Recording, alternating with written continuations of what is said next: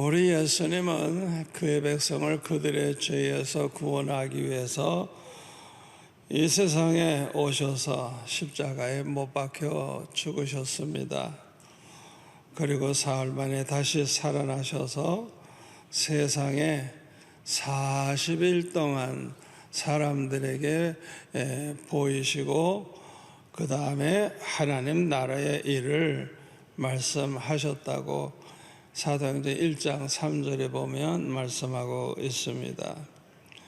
그리고 감람원이라고 하는 그 산에서 성철하시기 전에 사도행전 1장 4절에 보니까 사도와 함께 모이사 그들에게 분부하여 이르시되 예루살렘을 떠나지 말고 내게서 들은 바 아버지께서 약속하신 것을 기다리라.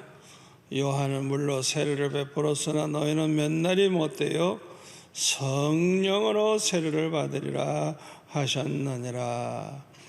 그들이 모였을 때에 예수께 여쭈어 이르되 주께서 이스라엘 나라를 회복하심이 이때니까 하니 이르시되 때와 시기는 아버지께서 자기의 권한에 두셨으니 너희가 알 바가 아니요 오직 성령이 너희에게 임하시면 너희가 권능을 받고 예루살렘과 온 유대와 사마리아와 땅끝까지 이르러 내 증인이 되리라. 그렇게 말씀을 하셨습니다.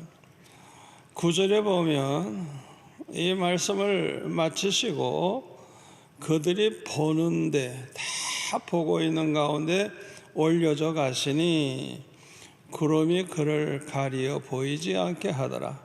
올라가실 때에 제자들이 자세히 하늘을 쳐다보고 있는데 흰옷 입은 두 사람이 그들 곁에 서서 이르되 갈릴리 사람들아 어찌하여 서서 하늘을 쳐다보느냐.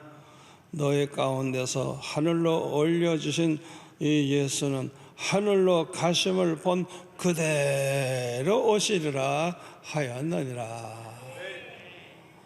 이렇게 말씀을 하셨습니다. 하나님의 아들이신 예수님이 2000년 전에 유대 땅 베들레헴에 오실 때에는요, 그들의 백성들, 그의 백성들을 그들의 죄에서 구원하기 위해 오셨습니다마는 다시 오실 때는, 재림하여 오실 때는 이 세상을 심판하기 위해서 오시고 만왕의 왕으로서 이 세상을 다스리기 위해서 오십니다. 여기에 대해서 사도 요한은 이렇게 예언을 했어요. 요한계시록 11장 15절에 보면 일곱째 천사가 나팔을 불매 하늘에 큰 음성들이 나서 이르되 세상 나라가 우리 주와 그의 그리스도의 나라가 되어 그가 세세토록 왕노릇 하시리로다. 그렇게 말씀하고 있어요. 예수님이 재림하시면 이 세상 나라가 그리스도의 나라가 된대요. 그래서 주님께서 영원토록 다스리게 되신다고 하는 것입니다. 그런데 사도들은 사도행전 1장 7절에 보면 주께서 이스라엘 나라를 회복하심이 이때니까 그렇게 질문을 하는 것입니다. 마태복음 1장 1절에 보면은 아브라함과 다윗의 자손 예수 그리스도라고 했듯이 일찍이 하나님께서는 아브라함과 다윗에게 메시아를 약속하셨어요. 네 자손 가운데 그리스도가 이제 오실 것을 말씀하셨어요. 그래서 이 아브라함과 그의 자손으로 말미암아 온 천하 만민이 복을 받는다는 것은 그리스도가 오셔서 이방인들도 누구든지 다 예수 믿음으로 구원받는 복 중에 가장 귀한 복이 예수 믿어 구원받는 복 아니겠어요? 이 복을 받으리라고 말씀을 하신 것입니다. 그래서 유대인들은요, 이 다윗의 자손, 다윗과 같은 왕이신 그리스도가 좀 빨리 오면 좋겠다. 그래서 그 메시아가 전 세계를 다스리는 그런 나라가 속히 이루어졌으면 좋겠다고 생각을 하고, 그 모든 사람들이 예수님의 제자들까지라도 메시아를 기다리는 그 메시아 대망 사상이 그 속에 있었어요. 그런데 이 감람산에 모여 있는 사람들은 예수님이 그 메시아 그리스도라고 하는 확신이 생긴 거예요. 그러니까 주께서 이스라엘 나라를 회복하심이 이때니까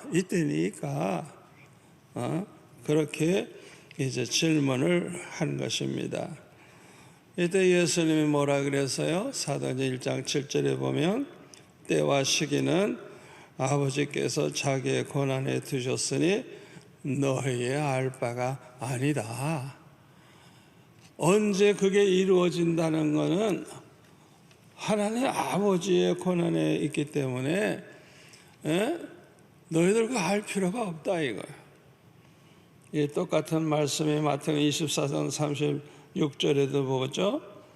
그날과 그때는 아무도 모르나니 하늘의 천사들도 아들도 모르고 아버지만 아시느니라. 그러니까 저와 여러분이 예수님이 언제 오실까 하는 거기에는 우리가 신경 써도 알 수가 없어요. 그거는 오직 아버지의 권한에 있기 때문에. 그래서 거기에 신경 쓰지 말고 1장 8절 너에게 성령이 임하시면 너희가 권능을 받고 예루살렘과 온 유대와 사마리아와 땅끝까지 이르는 내 증인이 되리라. 성령을 받고 성령의 권능을 받아가지고 예수님의 증인, 그리스도의 증인으로서 살게 될 테니까 거기에다만 우리가 전념하라는 것입니다. 우리는 먼저 성령의 세례를 받는 게 중요해요. 그 다음에는 성령의 권능을 받아가지고 예루살렘과 온 유대와 사마리아 땅끝까지 우리가 예수님의 증인이 돼서 복음을 전하는 것이 중요한 것입니다. 누구든지 성령의 세례를 받지 아니하면요 온전한 믿음의 사람이 될 수가 없어요. 절대로 바르게 신앙생활할 힘이 없고 절대 할 수가 없어요. 성령의 세례를 받아야만 그냥 믿음이 충만해져 가지고 온전한 성도의 삶을 살아갈 수가 있습니다. 또 우리 목회자들도 이 성령의 세례 받지 못한 사람들은요 절대로 목회에 성공 못합니다. 성령과 함께 하지 않으면 안 돼요. 그뿐만 아니라 마귀와의 싸움에서 이길 수가 없어요. 그러니까 다 이 성령의 세례 받지 못하고 교회 다니는 사람들은 다 마귀의 종 노릇을 하는 경우가 너무 많아요. 여러분 고린도 교회 보세요. 고린도 교회 성령의 세례 받은 신령한 자는 별로 없어. 그리고 그리스도 안에서 젖먹이들 밥은 못 먹고 젖이나 먹는 그런 어린아이와 같은 그런 사람들이 대부분이고 그뿐만 아니라 육에 속한 자, 믿음이 전혀 없는 자, 성령의 일을 받아들이지도 않고 이해하지도 않고 그걸 어리석게 여기는 성령에 대해서 전혀 모르는 사람들이 이 고린도 교회에 많았어요. 이 고린도 교회의 현실이 오늘날 우리 교회들의 현실과 같은 것입니다. 그리고 성령의 세례를 받지 아니하면요 담대하게 복음을 전할 수가 없어요. 따라서 땅끝까지 복음 전하는 그리스도의 증인이 될 수가 없는 것입니다. 그래서 우리 예수 믿는 사람들은요 반드시 성령의 세례를 받아야 됩니다. 아주 확실하게 받아야 돼요. 확실하게. 저는 어렸을 때부터도 그냥 이 성령의 은혜를 많이 받았지만 확실하게 받을 때는 그냥 사흘 동안 산에서 기도할 때 그냥 한밤중에 비가 억수같이 쏟아지는 그 속에서 그냥 불이 임하는데 그냥 캄캄한 한밤중이죠. 비가 그냥 억수같이 쏟아지는 그 속에서 불이 임하는데 우와 하여튼 얼마나 기쁘고 좋은지 그냥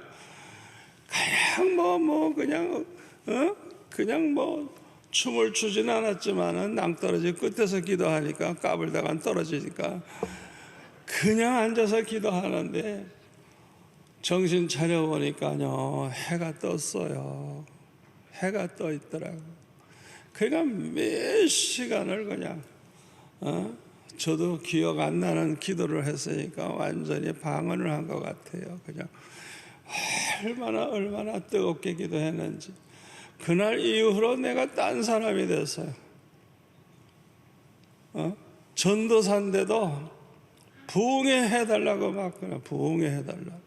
교회 안에서도 그냥 남전도해 여전도해 부흥해달라고 그러고 다른 교회에서도 그냥 해달라고 그러고. 그래서 내가 은혜 받은 소문이 나니까 하나님이 쓰시기 시작하는데 그때부터 시작해서 지금까지 이렇게 쓰임을 받는 것입니다. 그런데 예수님이 재림하시면 먼저 하시는 일이 세상을 심판하시는 일을 하세요. 양과 염소를 이렇게 구분하듯이 하나님의 자녀와 마귀의 자녀, 천국 갈 사람과 지옥 갈 사람을 딱 그냥 나눕니다. 알곡과 가라지. 쭉쟁이는 불태워버리려고 모아서 불태우잖아요. 알곡은 곳간에 드리려고. 나누듯이 완전히 나누는 일을 먼저 하세요. 그래서 마태복음 25장 31절에 보면 예수님께서 오셔서 심판하시는 광경을 설명해 주고 계시는데 인자가 자기 영광으로 모든 천사와 함께 올 때에 자기 영광의 보좌에 앉으리니 2000년 전에 오실 때는 마구간에 오셨지만은 재림은 안 그래요. 영광의 왕으로 오시는 거예요. 32절 모든 민족을 그 앞에 모으고 각각 구분하기를 목자가 양과 염소를 구분한 것 같이 하여 양은 그 오른편에 염소는 왼편에 두리라. 그때에 임금이 그 오른편에 있는 자들에게 이르시되 내 아버지께 복받을 자들이여 나와 창세로부터 너희를 위하여 예비된 그 나라 저 하나님의 나라를 상속받아라. 예수 믿어 구원받은 하나님의 자녀가 되면요 상속자가 되는 거예요. 상속자. 참. 그러면서 내가 줄일 때 너희가 먹을 걸 줬고 목마를 때 마시게 했고 나그네 되었을 때 영접하였고 헐벗을 때 옷을 입혔고 병들었을 때 돌보았고 옥에 갇혔을 때 와서 보았느니라. 이렇게 칭찬을 하셨어요. 그리고 나서 41절 마태복음 25장 41절 이하에 보면 왼편에 있는 자들에게 이르시되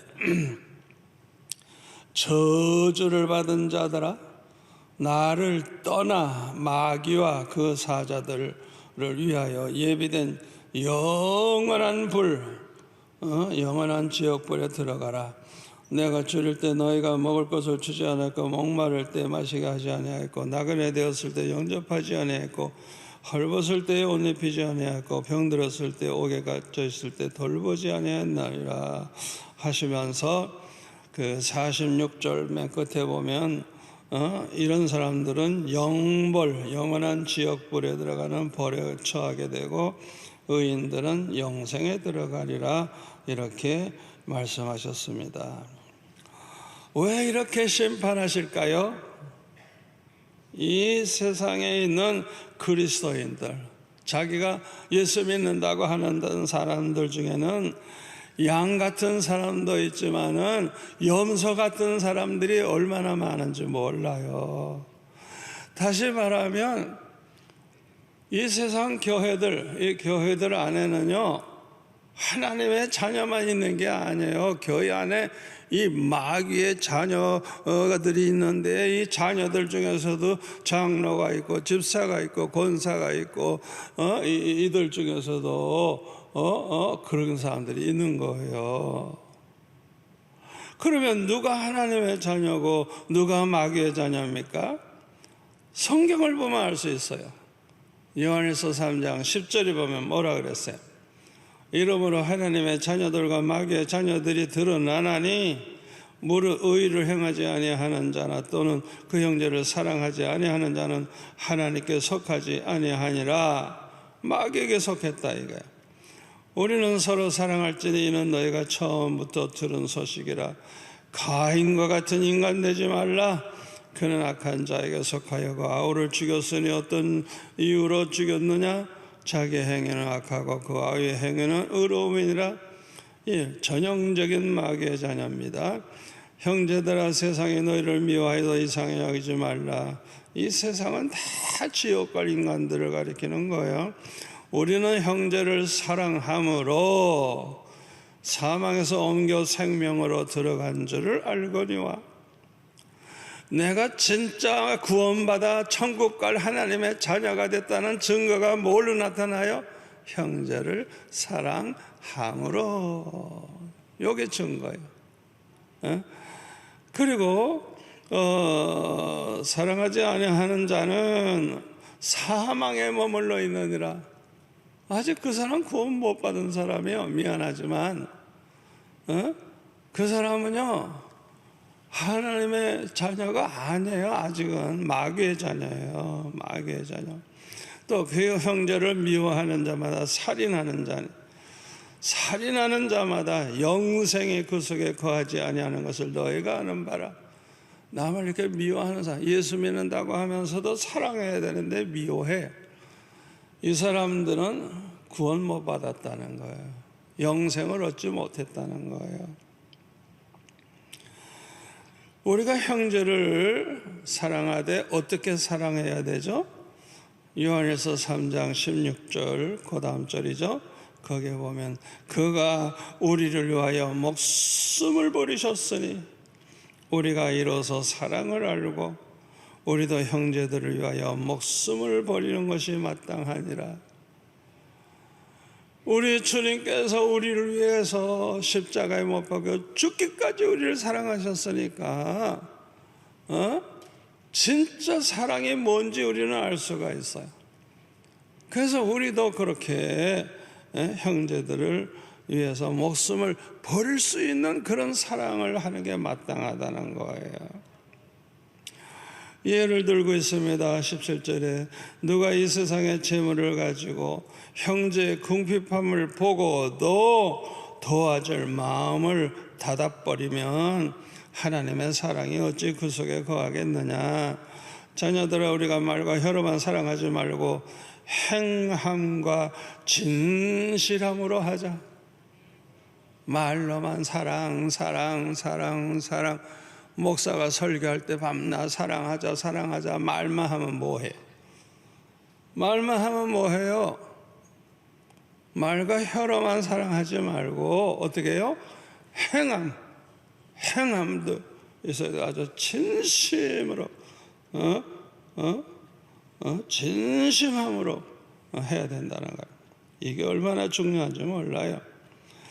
이로써 우리가 진리에 속한 줄을 알고 또 우리 마음을 주 앞에서 굳세게 하리니 이는 우리의 마음이 혹 우리를 책망할 일이 있어도, 여기 책망할 일이 뭐예요?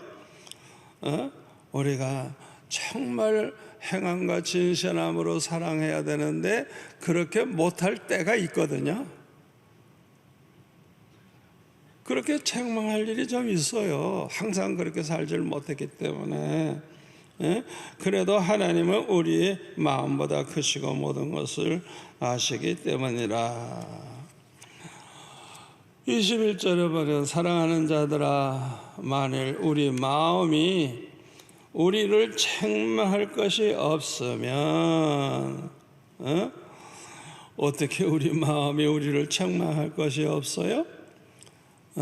18절 말씀대로 우리가 말과 혀로만 사랑하지 않고 행함과 진실함으로 우리가 사랑을 한다면 책망할 것이 없죠. 그렇죠? 이 사람들은요, 어떤 축복을 받아요? 첫째, 하나님 앞에서 담대함을 얻고, 하나님 앞에 설 때 부끄럽진 않아. 담대함을 얻고, 두 번째가 뭐예요? 무엇이든지 구하는 바를 그에게서 받나니. 구하지 않고 생각만 해도 좋아요. 미안하지만. 왜 이렇게 하나님의 축복하시느냐? 이유, 이는 우리가 그의 계명을 지키고, 예수님의 계명이 뭐예요? 요한복음 15장 12절, 내가 너희들을 사랑한 것처럼 너희들도 서로 사랑하라. 그게 예수님의 계명이라죠. 내 계명은 그렇게 말씀하셨잖아요. 그리고 그 앞에서 기뻐하시는 것을 행함이라. 하나님이 너무 기뻐하셔. 그렇게 사는 걸 보시고 하나님이 뭐가 아까워하시겠어요? 그냥 무엇이든지 구하는 대로 다 받게 하시는 거예요. 이거는 사도 요한이 그렇게 살면서 체험을 한 걸 자신 있게 쓴 거예요. 자기가 그렇게 무엇을 구하든지 다 받고 있다는 거예요. 참 사도 요한은 정말 사랑의 사도죠. 이렇게 사는 사람들이 오른편에 있는 양들이기 때문에 마태복음 25장 34절에 보면 임금님 대신 만왕의 왕 대신 주님이 뭐라 그래요? 그 오른편에 있는 자들에게 이르시되 내 아버지께 복받을 자들이여 나와 창세로부터 너희를 위하여 예비된 나라를 상속받으라. 이 양과 같은 이 성도들에게 이 어마어마한 천국이 다 너희들 위해서 준비된 거라. 다 상속받으라 말씀을 하시면서 너희들이 나에게 이렇게 잘해줬다 하고 쭉 말씀하시니까 우리가 언제 주님에게 그렇게 했습니까? 그랬더니 뭐라 그래요? 40절에 보면 너희가 여기 내 형제 중에 지극히 작은 자 하나에게 한 것이 곧 내게 하는 것이라. 지금 여기에 있는 지극히 작은 자, 어린 아이일 수도 있어요. 아주 교회 나온 지 얼마 안 된 새신자일 수도 있어요. 그런 사람 무시하기 쉬운데 그 작은 자에게 한 것, 그게 다 주님에게 한 것이래. 여러분들이 교역자에게 한 것도 다 누구에게 한 것이 됩니까? 주님에게 한 것이 되는 거예요. 마태복음 10장 40절에 그랬잖아요. 너희들을 영접하는 자는 곧 나를 영접하는 것이요, 나를 영접하는 것은 곧 내 아버지를 영접하는 것이라.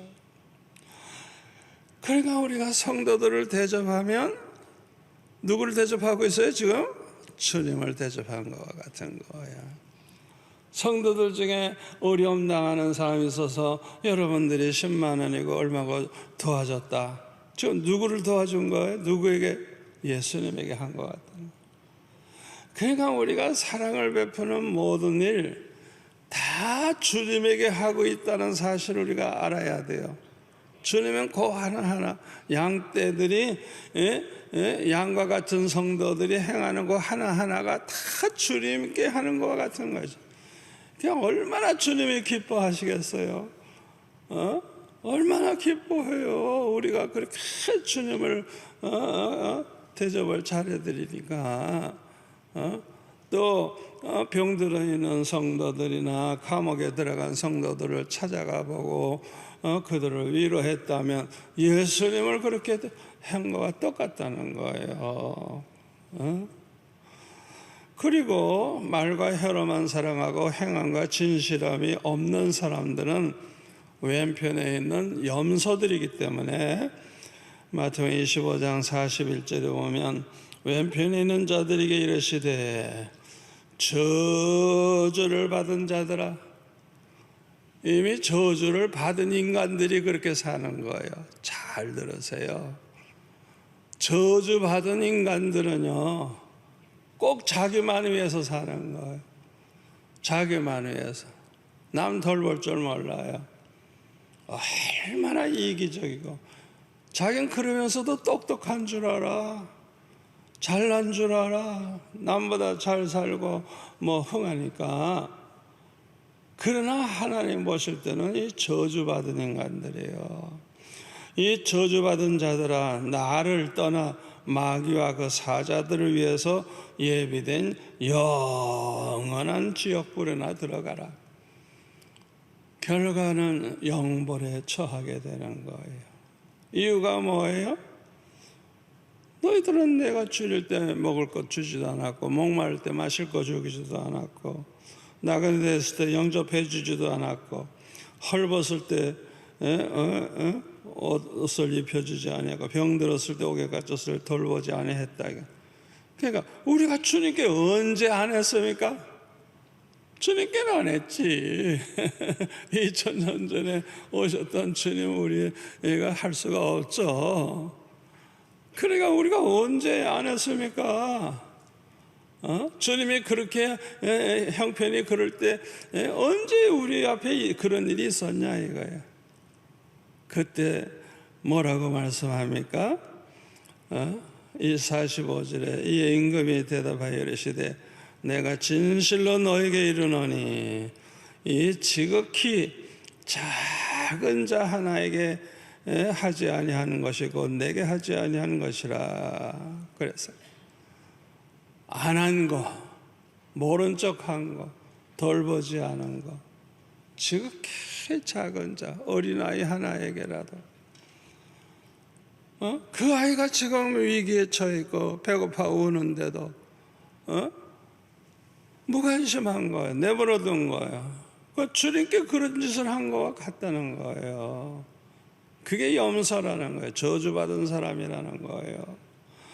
그러니까 우리 예수 믿는 구원받은 하나님의 사람들, 저와 여러분은 절대로 외면하면 안 돼요. 외면하면 안 돼요. 위에서 기도도 하고 위로도 해주고 가능하면 또 작은 물질이라도 사랑을 베풀고 최대한으로 그렇게 살아야 돼요. 다 할 수는 없죠. 그러나 최대한으로 우리는 그렇게 살아야 돼요. 여러분 꼭 명심하세요. 아이고 목사님 그렇게 살다가 우리가 언제 재산 모으고 언제 먹고 살아요? 천만의 말씀. 하나님은 100배로 축복해 줘요. 그렇게 살아보세요. 여러분이 돈 걱정할 기회도 안 와. 살아보려니까 살아본 사람만이 자신 있게 이렇게 얘기할 수 있어요. 하나님이 얼마나 구체적으로 정말 신실하신 우리 주님이 얼마나 우리를 아시고 그냥 여호와 이래 항상 준비해 놓으시고 항상 우리를 돌봐주시고, 여러분 그런 체험을 날마다 해보세요. 얼마나 행복한가. 근데 이 저주받은 사람들은 실천을 안 해. 우리가 예수님의 이 말씀을 보면 누가 하나님의 자녀고 누가 구원받지 못한 마귀의 자녀인가를 우리가 확실하게 알 수가 있습니다. 구원받은 성도들은요, 모두가 다 하나님의 양자가 됩니다. 양자. 하나님의 아들은 하나밖에 없어요.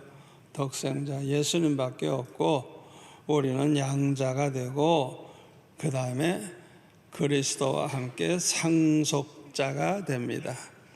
그래서 로마서 8장 16절에 보면 성령이 친히 우리의 영과 더불어 우리가 하나님의 자녀인 것을 증언하시나니, 여러분 이 성령을 받은 사람들, 그 안에 성령이 계신 사람들이라야 하나님의 자녀들이에요.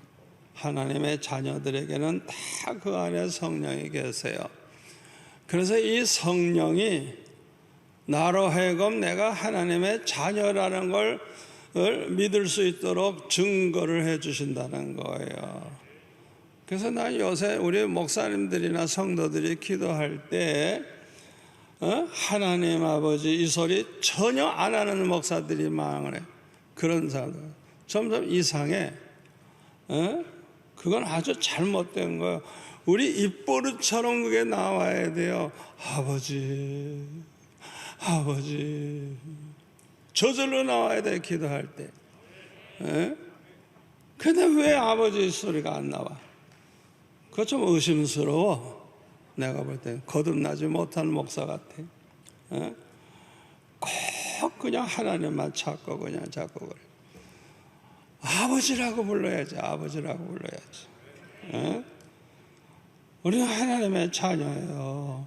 17절 자녀이면 또한 상속자다. 곧 하나님의 상속자다. 그리스도와 함께한 상속자다.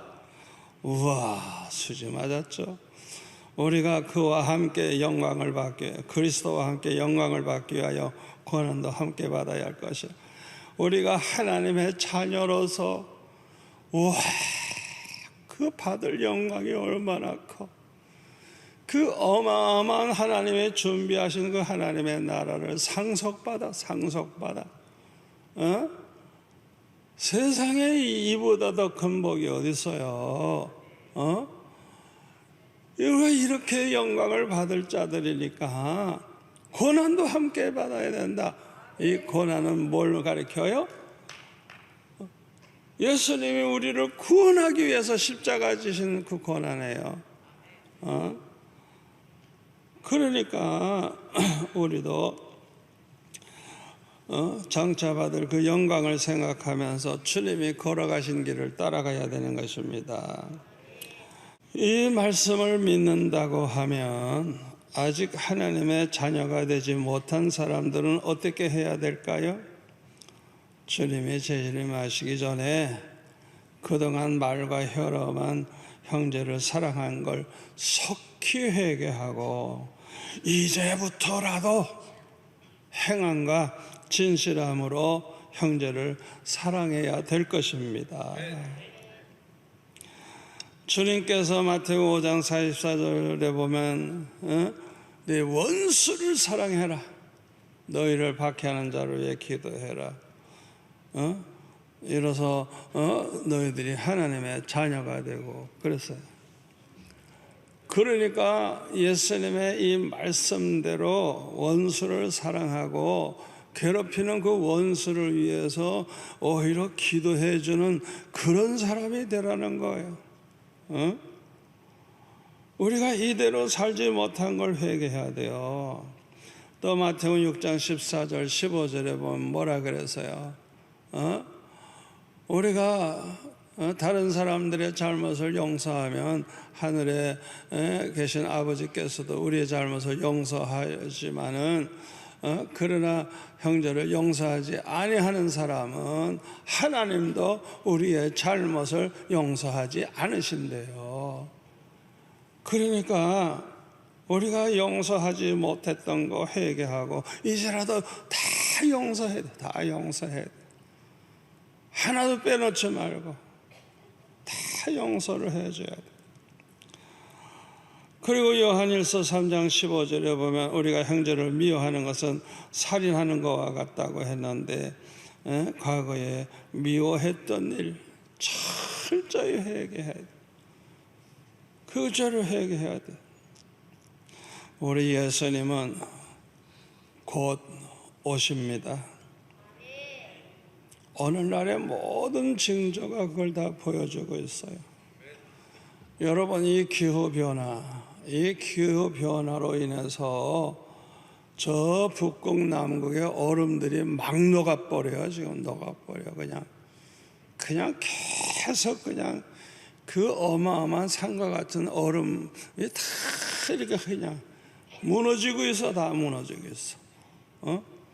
그래가지고 이 바다가 물이 많아져서 높아지니까 많은 땅이 물에 잠겨버리니까 우리 5, 6도가 그렇죠? 물이 들어올 때 나갈 때 다르잖아요. 그러니까 물이 많이 들어오면요 많은 나라에서 많은 섬이 없어져 버려요. 그냥 물에 잠겨버리니까 물속으로 들어가 버리는 거예요. 그뿐이 아니에요. 이 기후의 변동이 오고요 완전히 이 세상에 어떤 일이 일어날지 하여튼 굉장히 앞으로 이제 마지막이라는 걸 보여주고 있어요. 그뿐만 아니라 재난이 얼마나 점점 심해집니까? 지나간 1년 동안에도 홍수, 지진, 쓰나미, 또 기근, 그리고 전쟁, 하여튼 지금 전 세계가 위기에 빠져 있어요. 이게 마지막이에요, 마지막. 여러분, 지금 이 코로나 바이러스라는 이거요, 전쟁 무기예요. 여러분 생각해 보세요. 그렇게 많은 사람들 죽는 걸 왜 만들어요? 만든 게 인간이에요. 연구를 하는 거예요. 연구를 자꾸 연구해가지고 어떻게 하면 이게 그냥 빨리 퍼져가지고 몇 억씩 죽을 수 있도록 무시무시한 무기예요. 무기. 그런 무기 만들다가 사고가 나서 자기들도 죽고 그게 퍼져가지고 그냥 쉬쉬쉬쉬 해도 막 퍼지니까 그냥 비행기 타고 요새는 그냥 전 세계가 왔다 갔다 하니까 금방 퍼지잖아요. 그냥 미국 같은 나라에서 얼마나 많이 죽었어. 유럽도 그렇고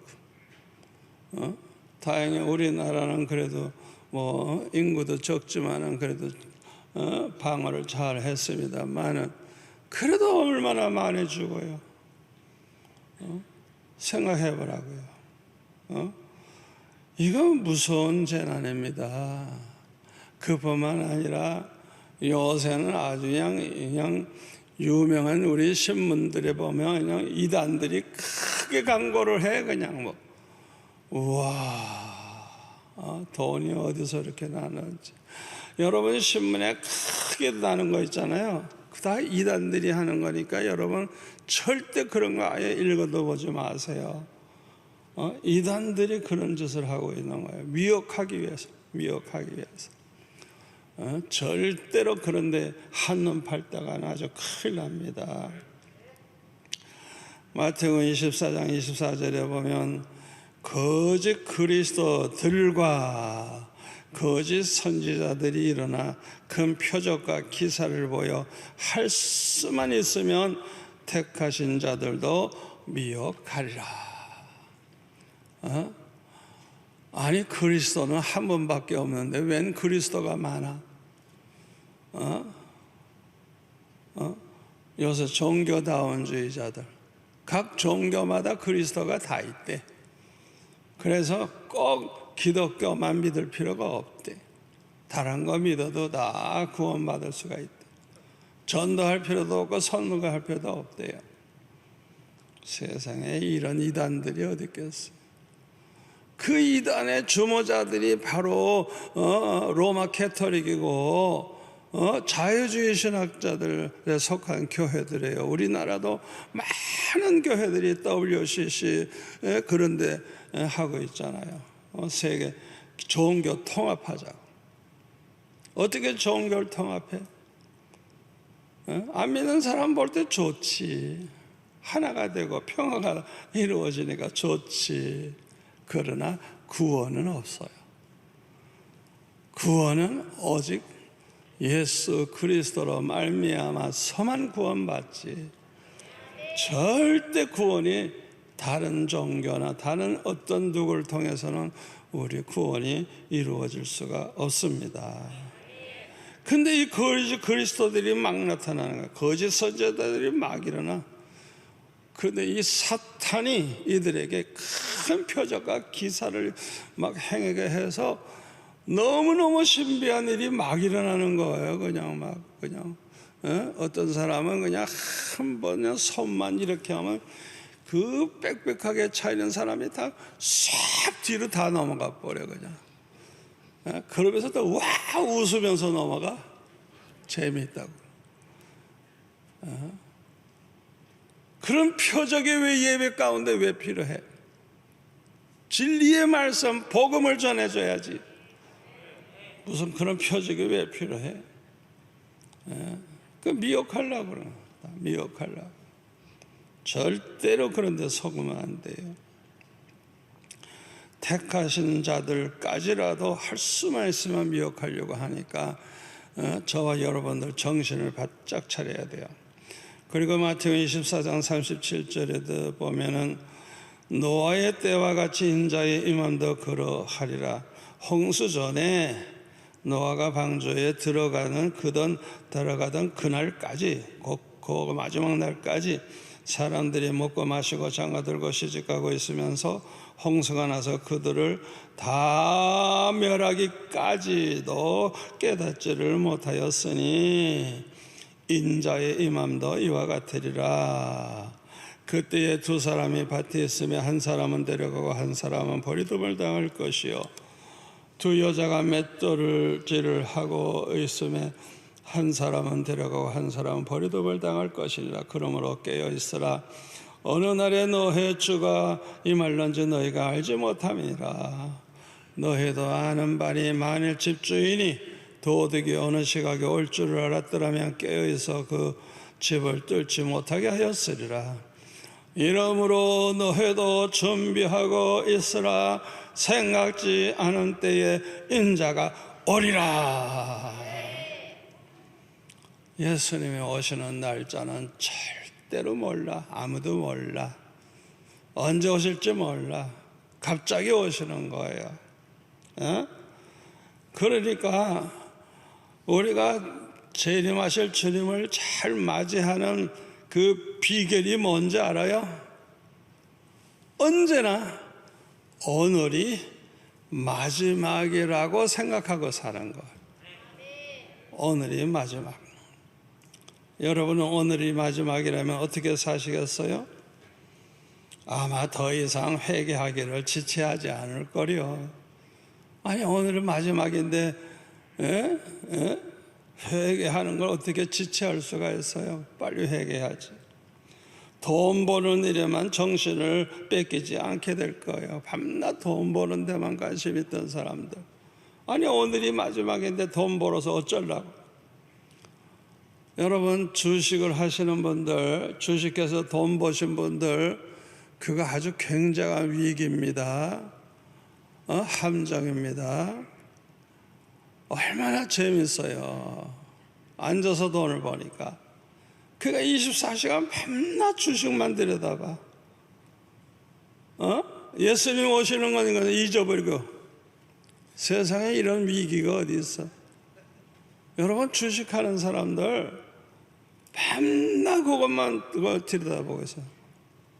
내가 산 주식이 올라가나 내려가나 올라가나 거기에 신경 쓰고 있다고요. 이건 아주 위험한 거예요.